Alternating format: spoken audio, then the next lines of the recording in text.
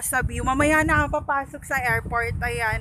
Ang ganda ng view dito. So, ayan yung view. Ayan. Ang ganda ng view. Ayan. So, direct upload na to. And mapapagod naman ako mag-upload sa laptop. And hindi ako maka-upload ng instant TikTok or TikTok through the phone. So, kailangan ko mag-effort talaga using the USB through computer. Yun ang aking gagawin. So, tired yung gagawin na yun kaysa instant pindot ng cellphone. Mas maganda instant pindot talaga. Pero, bakit wala akong signal? So, ito yung view dito. Ang ganda ng view. So, instant upload na to Ayan. Tapos, meron ako nakita dito sa park na to. Ayun, meron siyang mga flag, and the flag is this company. Itong company na to, hindi ko alam kung anong company to kasi ganyan sa ibang bansa, malalaman kung saan company, nasa flag pa lang sa labas nung building nung establishment. So there's a African collaboration, there's a African, and also ang nakakalungkot, yung flag ng Pilipinas is hindi nakatabi doon sa collaboration. Nandoon siya mag-isa. Mag-isa lang siya. Ayan, mag-isa lang siya doon. Parang ako, lagi na lang ako nag-iisa. So, mag-isa siya doon na nire-represent niya yung Pilipinas, and nandoon yung Africa na flag sa kabila.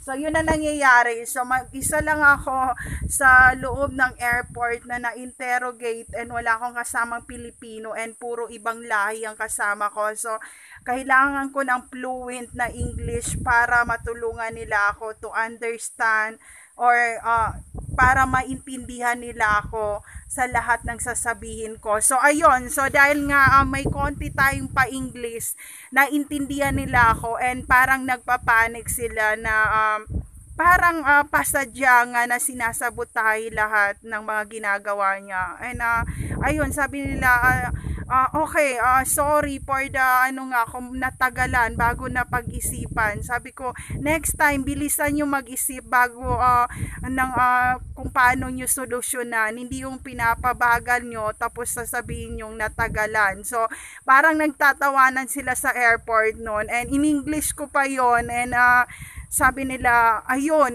pati yung mga nagpa-flight doon, nag-stop sila, and gustong pakinggan yung mga sinasabi ko, and parang sabi nila, stop muna tayo, mamaya na ang flight, and then nagtutulakan sila, ano ba, gusto namin marinig yung gusto niyang sabihin, kasi may point yung mga sinasabi niya, and sabi ko, sandali, English natin, and habang nandoon kami, para kami nag-flip top nung police doon, and yung mga tao ayaw nila mag-flight para lang pakinggan yung away, and sabi niya, ganun pala yun, kahit saang country kung ginanon ka, and parang sinabotay kahit saan, parang nagchichismisan sila.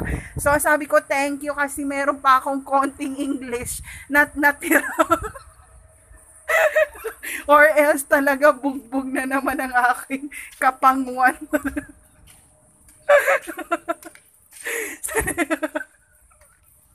Ito yung view.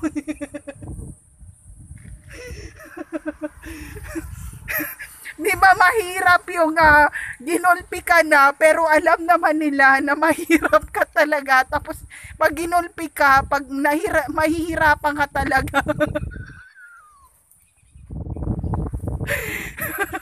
At isa lang ang sinabi ko, nung time na yun, nagulping-gulpi na ako, sabi ko, I buy Luzon, Visayas, Mindanao, and International, and nagsigawan yung mga ibang lahi.